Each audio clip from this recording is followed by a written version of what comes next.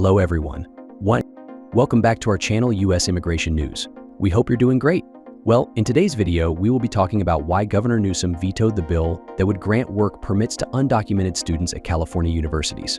Governor Gavin Newsom's recent veto of a bill aimed at providing work permits to undocumented students in California universities has reignited discussions on immigration reform and the limits of state authority. The proposed legislation, which would have allowed undocumented students to work legally while pursuing their education, was hailed by supporters as a critical step toward economic empowerment. However, Newsom's decision to reject the bill has sparked a debate over the balance between state innovation and federal jurisdiction in immigration policy.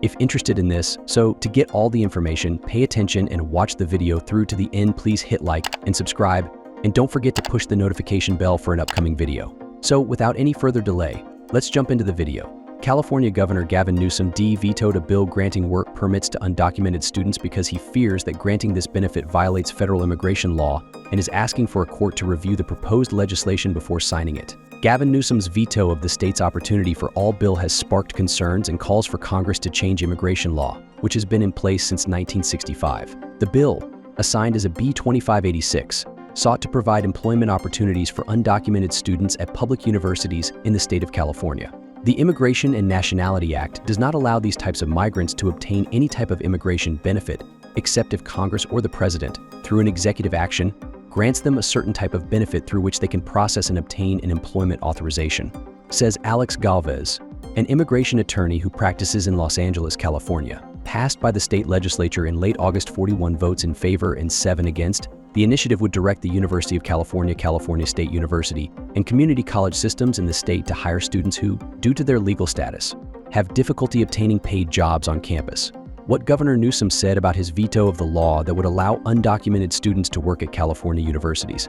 Governor Newsom argued that his refusal to sign the bill into law was based on serious concerns regarding the legality of granting employment authorization to a certain category of foreigners whose authorization is not contemplated in federal immigration law.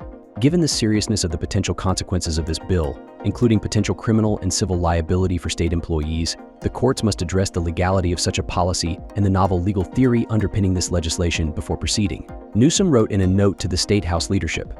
Explaining the veto, Newsom said, "California has a proud history of being at the forefront of expanding opportunities for undocumented students seeking to realize their higher education dreams.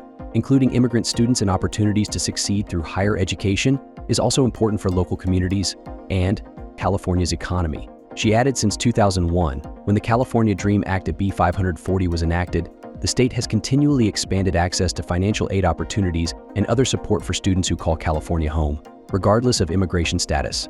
But given the question of whether undocumented immigrants can receive work authorization, something that only federal law can say, it is essential that the courts address the legality of such a policy and the novel legal theory that underpins this legislation before proceeding, he said. Asked about the issue, constitutional and immigration lawyer Angel Leal, who practices in Miami, Florida, explained that states cannot grant benefits to foreign persons who fall under federal immigration law. For a state governor, such as Newsom, approving an employment authorization depends on federal immigration laws and the immigration adjudicator. But in this case, there must be a category of immigrant who qualifies for a work permit or employment authorization, for example, DACA, pending asylum after 150 days of application, TPS, or other current legal categories available, he added. Both DACA and TPS are humanitarian programs that fall under the issuance of an executive order issued by the president, as is the humanitarian parole that benefits citizens of Ukraine, Venezuela, Cuba, Haiti, and Nicaragua.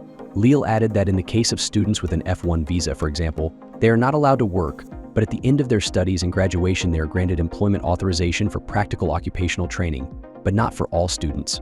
B1, B2 tourists cannot work in the United States. Depending on the status category occupied by the foreigner determines eligibility for a work permit or not.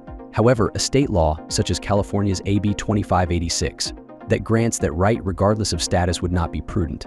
That explains the reasons for Governor Newsom's veto, he said. Activist blames politicians for Governor Newsom's decision to veto the bill. For activist Juan Jose Gutierrez, executive director of the organization Full Rights for Immigrants in Los Angeles, the veto issued by Governor Newsom is a mistake and has to do with this competition that the immigration debate has become between Democrats and Republicans. They are both struggling to find different positions on how to solve the immigration problem. They are competing to see who appears tougher against immigrants, even in California, a progressive state. But we think Governor Newsom is thinking about his image regarding a future presidential candidacy in case Kamala Harris loses the election, he says. Asked whether AB 2586 violated federal law by granting work permits to undocumented immigrants who are not entitled to that benefit under immigration law, Gutierrez said that undocumented immigrants should not be given driver's licenses in some states.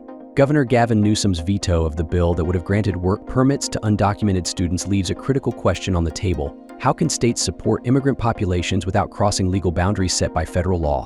While the intention behind the bill was clear to help undocumented students thrive, its rejection highlights the complexity of immigration reform and the ongoing struggle to align state-level initiatives with federal mandates. The conversation around how to best serve these students is far from over. That is all for today in this video. What are your thoughts on this? Please let us know in the comments section below. Thanks for watching the entire video. Hopefully the information is useful to you. See you later in the next video. Till then, take care.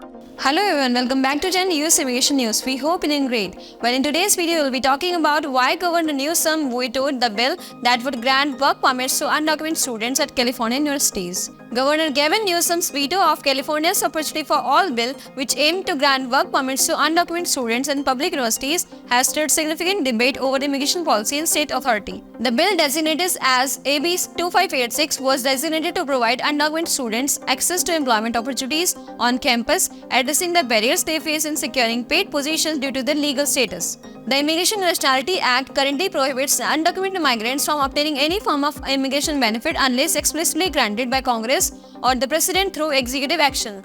This legal framework underpins Newsom's concerns about the bill, as he indicated that it could conflict with federal immigration law. In a statement addressing his veto, Newsom expressed apprehension over the potential legal ramification, stating that the court should first evaluate the bill's legality before any action is taken. He highlighted the risk of criminal and civil liabilities for state employees involved in implementing such a policy. Despite the veto, Newsom acknowledged California's ongoing commitment to supporting undocumented students. Since the introduction of the California Dream Act in 2001, the state has progressively expanded access to financial aid and educational opportunities for undocumented residents. He reiterated the importance of fostering an environment where immigrant students can achieve their higher education goals, which in turn benefits local communities and the state's economy. Legal experts emphasize that states cannot unilaterally confer benefits related to work authorization, as this authority lies solely with federal immigration law.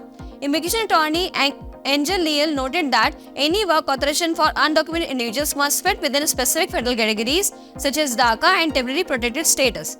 For example, students on F1 visas may only qualify for work after graduation through authorized programs, highlighting the complexity surrounding employment eligibility for various immigration statuses. Activists such as Juan Jose Gutierrez from Full Rights for Immigrants criticized Newsom's veto as a political misstep. They argue that the governor's decision reflects a broader political climate where both Democrats and Republicans vie for control over immigration narratives, potentially at the expense of immigrant rights. Gutierrez suggests that Newsom's actions may be influenced by aspiration for future political ambitions, particularly given the evolving dynamics in the US politics. Ultimately, Newsom's veto raises critical questions about balance between state efforts to support immigrant populations and adherence to federal immigration regulations. While the intention behind AB 2586 was to empower undocumented students, its rejection underscores the ongoing challenges in aligning state initiatives with federal mandates, leaving the conversation about the best ways to assist these students far from resolved.